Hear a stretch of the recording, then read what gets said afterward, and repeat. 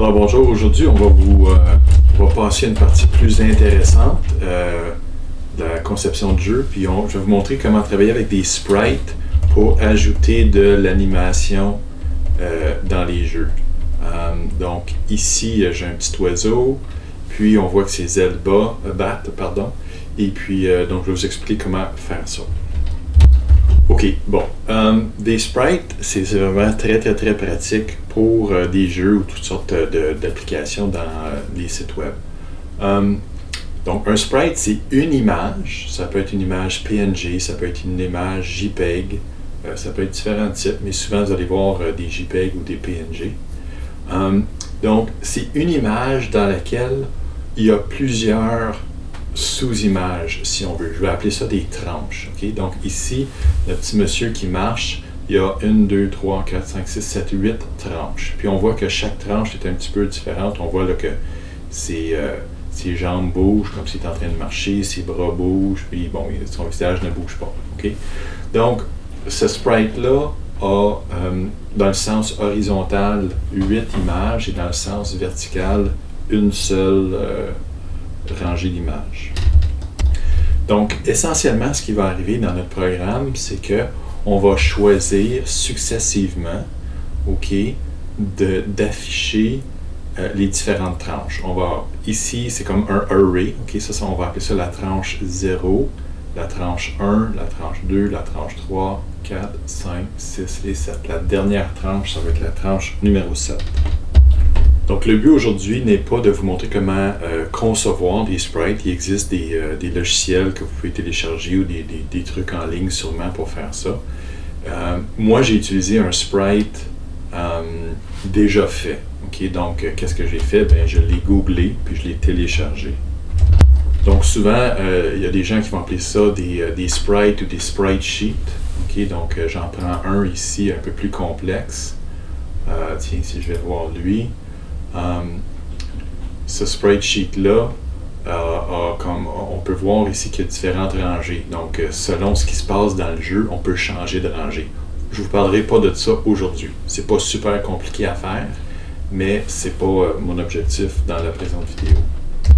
Donc, l'exemple que moi j'ai choisi ici, c'était celui-là, donc le petit monsieur qui marche. Donc, ce que j'ai fait, c'est que je suis allé sur le site ici.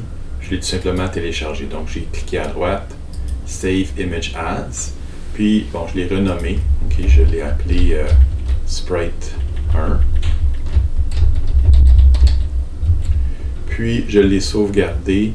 Je l'ai téléchargé sur mon ordinateur et éventuellement, je l'ai sauvegardé. Bon, je fais grâce des détails, mais je l'ai sauvegardé dans un nouveau répertoire dans Flappy qui s'appelle Images. Donc, peut-être que vous allez faire d'autres jeux comme projet à la fin de l'année, puis il va y avoir plusieurs images, donc on les met là.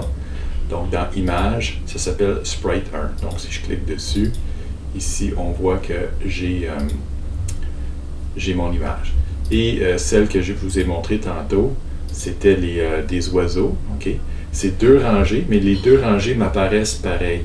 Peut-être qu'il y a un détail qui m'échappe, mais les deux rangées apparaissent pareil, mais vous allez voir, je vais vous montrer comment travailler avec des trucs qui ont plusieurs rangées dans une autre vidéo.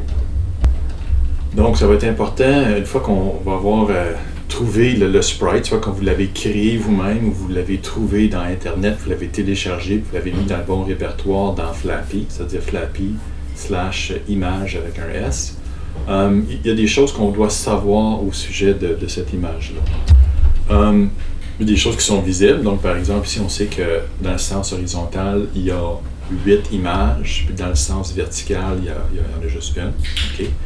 Et puis, ce qu'on va vouloir savoir aussi, c'est quel est le nombre de pixels pour la largeur et quels sont le nombre de pixels dans le sens de la hauteur aussi. Donc, j'ai ici à l'écran, ça c'est une façon de le faire, c'est une façon de trouver les dimensions de votre image. Donc, c'est un site web. Puis, ce que vous pouvez faire, c'est simplement aller choisir votre fichier, par exemple Sprite 1, puis très rapidement, il va nous dire que la hauteur c'est 154 pixels et que la largeur c'est 700 pixels. Et puis pour l'autre image que je suis allé télécharger, je peux aller voir c'est quoi aussi là, pour les oiseaux ici en 2 rangées. On voit que c'est une hauteur de 804 et une largeur de 2392. Fait qu'on prend ça en note, puis c'est très utile. Donc le site web ici, là, ça s'appelle postburner.com. Okay? Donc vous pouvez googler ça assez facilement là, pour trouver les dimensions de votre sprite sheet ou de votre sprite. Ok, donc maintenant on sait que ce sprite sheet-là, qui contient 8 images, a une largeur de 704 pixels et une hauteur de 154 pixels. OK. Donc, ça veut dire que pour aller chercher la première image, OK, ce qu'on appelle une tranche, on va prendre le montant, le nombre de pixels 704, puis on va diviser ça par 8. OK? Donc, ça va nous donner la largeur de chaque tranche. Et ici, la hauteur de chaque tranche, bien, ça va être simple, ça va être 154 pixels divisé par 1. Dans le cas où on a plusieurs rangées, bien évidemment, là, ça, on va diviser par le nombre de rangées qui va être différent de 1. OK, donc, pour regrouper toute l'information du sprite, on va devoir faire plusieurs étapes. Là, OK? Vous allez voir qu'on va utiliser, et j'y reviendrai dans quelques instants, on va se créer une nouvelle classe qui s'appelle Sprite avec un S majuscule pour venir garder l'information au sujet de la largeur, la hauteur, le nombre d'images horizontales et le nombre d'images verticales. Okay? Mais avant ça, dans flappy.html, c'est assez rare qu'on va jouer là-dedans, ce qu'on va faire, c'est qu'on va venir se rajouter une ligne ici qui va indiquer qu'on va avoir un nouveau fichier JavaScript qui s'appelle Sprite.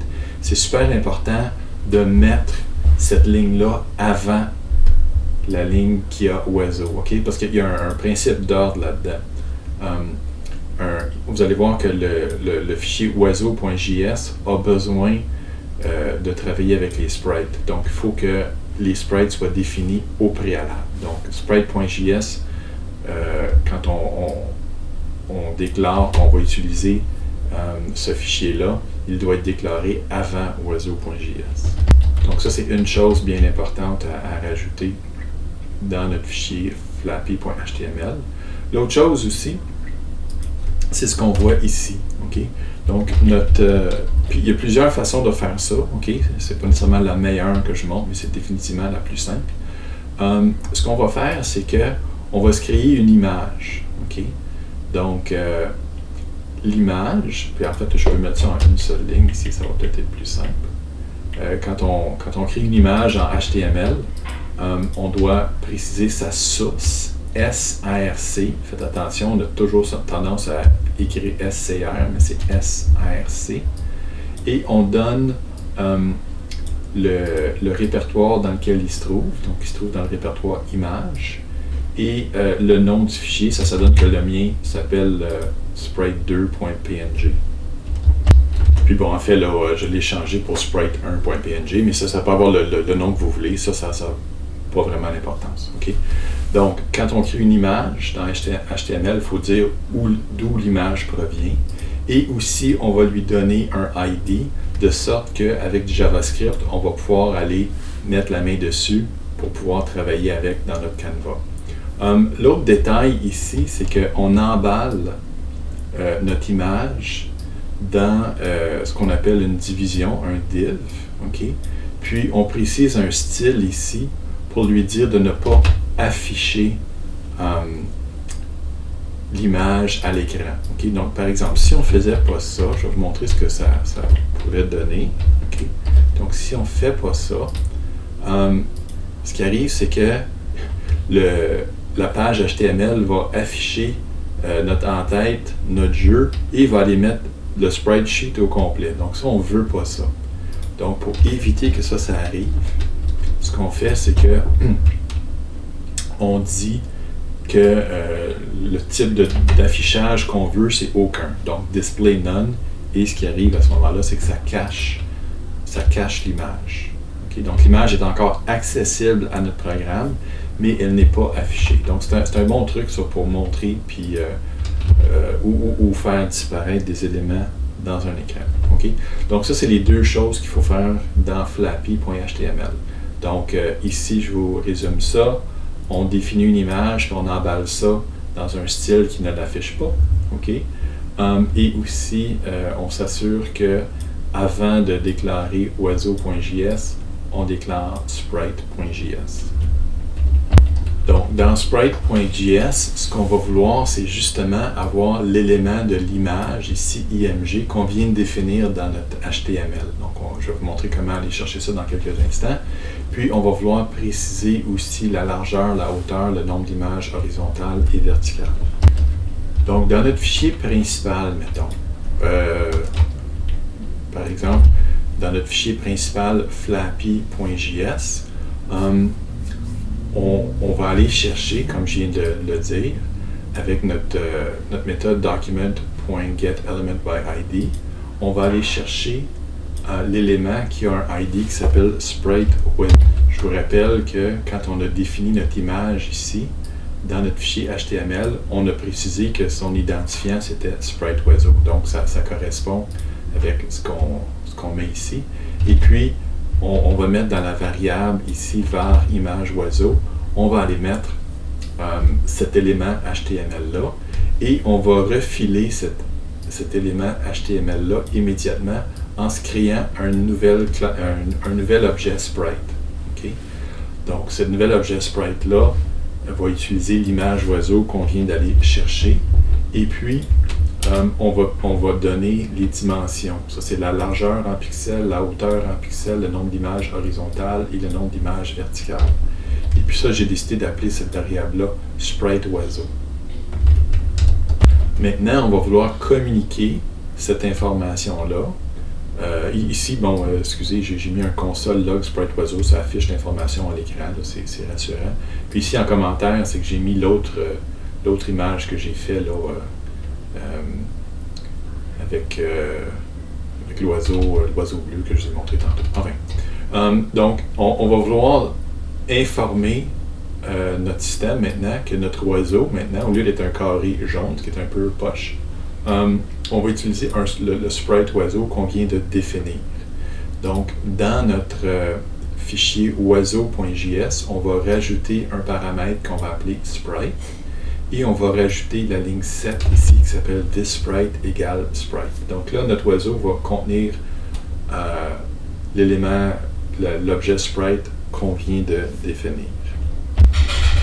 Okay, dans oiseau.js maintenant, comme je disais, on a un paramètre là, qui s'appelle sprite qui va nous donner le sprite qu'on a créé. Et puis, on a juste quelques petits calculs à faire pour nous aider à faire bouger notre sprite. Bon, si vous avez dans votre code une méthode pour battre ailes, on n'aura pas besoin. J'avais dit éventuellement on ferait battre les ailes de l'oiseau, on le ferait bouger, mais c'est maintenant qu'on va faire ça, ça fait qu'on peut enlever ça maintenant. Bon, la méthode qu'on va utiliser pour dessiner notre image s'appelle drawImage. Okay? Il y a un I majuscule, puis on doit utiliser le contexte C comme d'habitude pour l'invoquer. Puis il y a comme 3 séries de paramètres. Au total, il y en a 9. Okay? Donc, c'est rare que je fais ça, mais là, j'ai écrit ces paramètres-là sur 3 lignes séparées. Faites attention pour toujours avoir les virgules entre les différents paramètres. Donc, le premier paramètre qu'on veut, c'est l'image. Okay? Donc, rappelez-vous qu'on a défini une image dans notre fichier HTML qu'on a identifié avec l'identifiant SpriteOiseau. Puis, quand on a créé notre sprite, juste avant de créer notre sprite, on est allé chercher ce SpriteOiseau-là. Puis, on a créé notre élément sprite. Parce que peut-être que vous allez vouloir avoir des sprites pour autres éléments dans votre jeu. Peut-être du décor ou bien même les tuyaux peuvent devenir des sprites éventuellement. Ils peuvent être en feu ou ça peut être des glaçons, ça peut être toutes sortes de choses. Okay? Donc, une fois qu'on a passé ce sprite oiseau-là à notre oiseau, puis on l'a récupéré, on a besoin de l'image. Okay? Donc, on a besoin de l'image qui contient les 8 bonhommes. Okay? Présentement, là, quand je vous parle d'image, je vous parle de ceci. Là. Donc, ça, c'est l'image dont on parle. Donc, le lien se fait ici. Ensuite, la première série de 4 paramètres ici, okay? C'est ce qu'on appelle la source de l'image. Donc, ce qu'on va faire, c'est qu'on va définir des coordonnées x, y, largeur ou hauteur à l'intérieur de cette image-là qu'on va vouloir afficher. Donc, on va commencer par aller chercher le premier bonhomme qui marche ici. Donc, en haut à gauche, on a les coordonnées 0, 0. On est capable de calculer la largeur de notre premier bonhomme. C'est tout simplement le nombre total de pixels ici divisé par le nombre de bonhommes, ce que j'ai appelé le nombre de tranches, là, le nombre d'images. Donc, ça serait, dans le cas présent, je pense qu'on a 704 pixels divisé par 8. OK? Donc, ça va nous donner la largeur. Puis la hauteur, c'est 154 pixels. Et puis, la largeur, j'ai dit que c'était le 704 divisé par 8. La hauteur, c'était le 154. Puis, je vais vous expliquer comment je suis arrivé à ce calcul-là. Mais on va juste commencer par mettre 0 pour faire une petite démonstration. Okay? Donc, ce que ça nous dit, ces 4 paramètres-là, c'est qu'on veut aller chercher le coin supérieur gauche de notre source d'image, le coin supérieur gauche. Donc, le coin supérieur gauche qui nous intéresse est environ ici. OK? Environ là. Puis, c'est ce qu'on spécifie ici. Donc, on va aller chercher le 0, 0 pour commencer. On va juste afficher le premier bonhomme. Ensuite, on va aller chercher la largeur de la tranche. Ça, c'est un paramètre que j'ai calculé ici. Okay? Donc, la largeur de la tranche, this tranche L, c'est la largeur du sprite divisé par le nombre d'images horizontales. Okay? Puis aussi, la hauteur de la tranche, tant qu'à être là, ça va être la hauteur du sprite, 154 pixels, divisé par le nombre d'images verticales. Bien, il y a juste une image verticale dans le cas présent. Okay?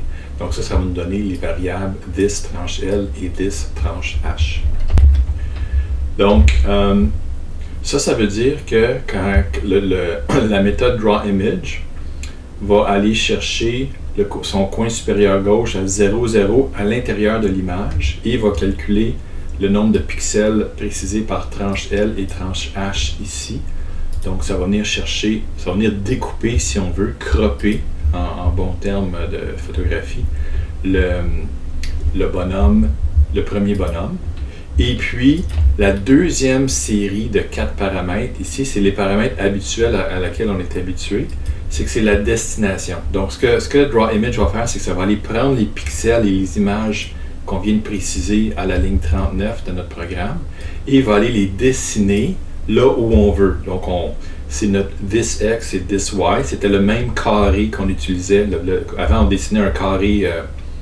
On dessinait un carré jaune pour faire l'oiseau, comme ici à la ligne 23, avec le this X, this Y, this largeur et this hauteur. Ben, c'est la même chose. Donc, au lieu de mettre un carré jaune, il va aller mettre les images qui sont spécifiées dans le rectangle qu'on a spécifié ici. Donc, on va aller voir ce que ça donne. Donc, voici ce que ça donne. On voit au lieu d'avoir un carré jaune, on a le bonhomme. OK? Puis il ne bouge pas notre bonhomme présentement. OK, donc présentement, ce qu'on a, c'est notre premier bonhomme qui est affiché. Ce qu'on va vouloir, évidemment, c'est d'avoir tous les autres bonhommes qui vont s'afficher successivement. Donc, notre premier bonhomme, on l'avait croppé ici. On avait dit qu'on prenait le coin supérieur gauche 0, 0 avec la largeur tranche L qu'on avait calculée, puis la hauteur tranche H qu'on avait calculé, puis on avait découpé le premier bonhomme. Maintenant, après un certain nombre de temps, on va vouloir passer au bonhomme suivant pour donner l'illusion de mouvement. Donc, le prochain bonhomme, quand on va le cropper, il va avoir la même largeur, la même hauteur. Tout ce qui va changer, c'est le coin supérieur gauche de l'image qu'on va vouloir. Donc, au lieu de partir avec un x égale 0 et un y égale 0, ça va partir avec un x qui va être égal à une longueur de tranche, plus à droite, et ça va toujours être égal à 0. Donc, si on vient ici, on remplace notre 0 ici par 10.tranche L, OK. On va voir qu'on va passer au prochain bonhomme, puis on va voir que ça va avoir fonctionné parce qu'on voit que sa jambe ici va avoir levé du sol un petit peu. Donc, si on fait ça, on voit effectivement que sa jambe a levé un peu du sol. Donc, si on veut la tranche suivante, on va le multiplier par 2. OK. Puis quand on fait ça, on voit que la jambe est encore un petit peu plus élevée, et ainsi de suite. Évidemment, on ne fera pas ça à la main comme ça. On va se mettre une variable que j'ai appelée thisIndexTranche. OK. Pas trash, mais tranche. OK. Et juste une étoile, ça va faire. Donc ici, index tranche, on va le commencer à 0. Après ça, on va le faire monter à 1, à 2, à 3, à 4, à 5, à 6, à 7. Et rendu à 7, on va revenir à 0. OK? Donc, c'est comme ça qu'on va pouvoir passer d'une image à l'autre et revenir au début. Puis, c'est ce qui va nous donner l'illusion de mouvement. Maintenant, pour faire ça, on a une variable tick qu'on va augmenter, dont la valeur va être augmentée de 1 à chaque fois qu'on va dessiner. Je vous rappelle qu'on dessine environ 60 fois par seconde nos images. Donc, je vais juste présenter ce code-là rapidement. Donc, ce qui arrive maintenant, c'est que à chaque fois qu'on vient et qu'on invoque la fonction dessiner dans notre boucle d'animation, on incrémente la variable tick. Et si jamais, ça c'est juste un petit détail, mais si jamais la variable tick devient trop grande, par exemple, plus de 10 000, on la ramène à 0. Sa valeur exacte ne nous importe peu. Ce qui nous intéresse, dans le fond, c'est les multiples du tick. Donc, ici, ce qu'on est en train de faire, c'est qu'on prend l'opération reste ou modulo. Okay? Donc, on prend la valeur de tick qui est, par exemple, rendue à 15. On divise ça par notre montant changer image. Et si quand on fait cette division-là, si le reste de la division est nul, c'est-à-dire qu'il n'y a pas de reste, c'est un nombre juste, une division qui donne un nombre juste, à ce moment-là, ça va être le temps d'indexer notre tranche. Et on va vérifier aussi que si jamais notre tranche dépasse le nombre 7, qui est le nombre d'images horizontales moins 1, okay, à ce moment-là, c'est le temps de remettre notre index à 0. C'est ce qui va faire que notre index va passer de 0, 1, 2, 3, 4, 5, 6, 7 et revenir à 0. Donc, et je vais expliquer un peu plus tard là, c'est quoi l'impact de changer la valeur de changer image. Pour changer un peu le rythme auquel les images vont varier, c'est le paramètre this changer image qui présentement est à 10. Qu'on peut varier. Donc, on a vu ce que ça donne quand c'est à 1. Si on le met, par exemple, à 30, on va voir que c'est peut-être un peu trop lent. OK, donc on va regarder notre... c'est avec le paramètre this changer image qui présentement est à 10 qu'on peut décider après combien de temps ou de tick, si on veut, qu'on va changer l'image et passer à l'autre. Donc, présentement, c'est à 10. Essayons de voir 30. Si on le place à 30, on peut voir que le monsieur marche vraiment un peu comme moi, là, pas trop vite. Okay? Donc, ça, c'est pas assez vite pour notre jeu. Donc, on peut aller un peu plus vite. On peut le mettre à 5, par exemple. Donc, à chaque fois qu'on a un multiple de 5 de la variable tick, notre image va changer. Donc, on va aller voir ce que ça donne ici. On voit que ça va... Bon, c'est pas pire, ça. OK? Donc, ça peut être 5, ça peut être 10, comme vous voulez. C'est à vous de décider.